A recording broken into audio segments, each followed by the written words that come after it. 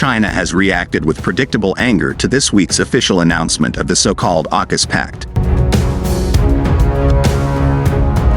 The details, unveiled on Monday in San Diego, bind together Australia, the UK, and the US in a far-reaching defense and security alliance aimed at confronting Chinese military expansion in the Indo-Pacific region.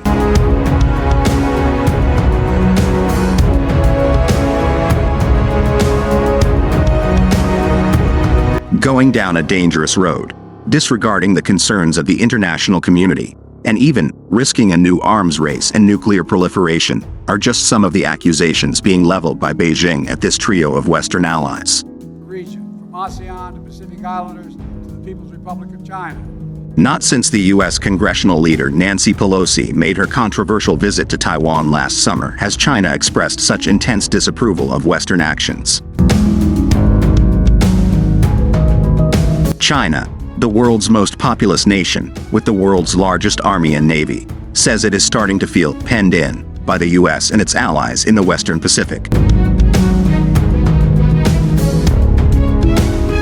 In response, President Xi Jinping announced recently that China would accelerate the expansion of its defense spending and named national security as the primary concern of the coming years.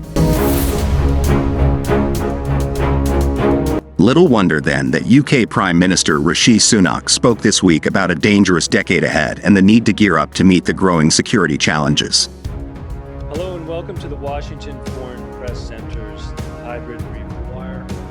Deputy Assistant Secretary of State for Proliferation Policy and the Bureau of International Security and Non-Proliferation. So how did we get to this point, and is the world drawing closer to a catastrophic conflict in the Pacific between China and the US and its allies? The West got it wrong on China. For years, there was a naive assumption in foreign ministries that China's economic liberalization would inevitably lead to an opening up of society and greater political freedom. As Western multinational companies set up joint ventures and hundreds of millions of Chinese citizens began to enjoy a higher standard of living, then surely, the reasoning went, the Chinese Communist Party, CCP, would loosen its grip on the population, allow some modest democratic reforms, and become a fully fledged member of the so-called rules-based international order. But it hasn't worked out that way.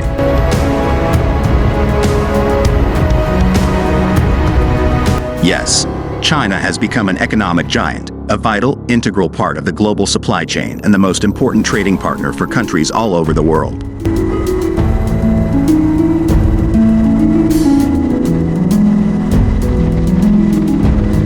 But instead of coupling this with a shift towards democracy and liberalization, Beijing has embarked on a course that has alarmed both Western governments and many of its neighbors like Japan, South Korea, and the Philippines, such as... The list is long, but here are the main bones of contention between China and the West. Taiwan. China has repeatedly vowed to take over this self-governing island, by force if necessary. U.S. President Joe Biden has said the U.S. would come to its defense, although official U.S. policy doesn't commit to military action. The South China Sea. In recent years, China has used its huge navy to colonize parts of the South China Sea, claiming it as its own territory, contrary to international law. Technology. China is increasingly accused of secretly harvesting vast amounts of personal data as well as stealing intellectual property to gain commercial advantage. Hong Kong. Beijing has successfully crushed democracy in the former British colony, handing down lengthy jail sentences to activists. The Uyghur Muslims. Satellite data and eyewitness accounts point to the forced internment of up to 1 million Uyghur Muslims in camps across Xinjiang province.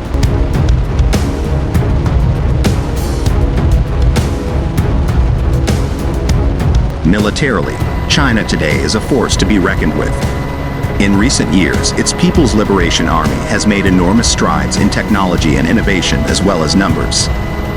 China's Dongfeng hypersonic missiles, for example, can travel at speeds in excess of Mach 5, 5 times the speed of sound, armed with either a high explosive or nuclear warhead. This is giving the U.S. Navy's 7th Fleet, based at Yokosuka, Japan, pause for thought as to just how close it is prepared to risk sailing to China's massed missile batteries onshore.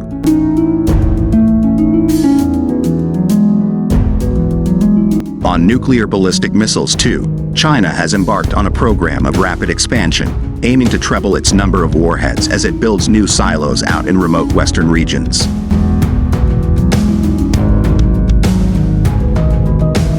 None of this, though, means that China wants to go to war. It doesn't. When it comes to Taiwan, it would much prefer to exert enough pressure on it that it capitulates and submits to Beijing's rule without a shot being fired. On Hong Kong, the Uyghurs and intellectual property, it knows that over time the criticism will die down because trade with China is simply too important for the rest of the world. So, although tensions are high right now, and there could well be flashpoints still to come, both sides, China and the West, know that a war in the Pacific would be catastrophic for everyone, and despite the angry rhetoric, it is in absolutely no one's interests.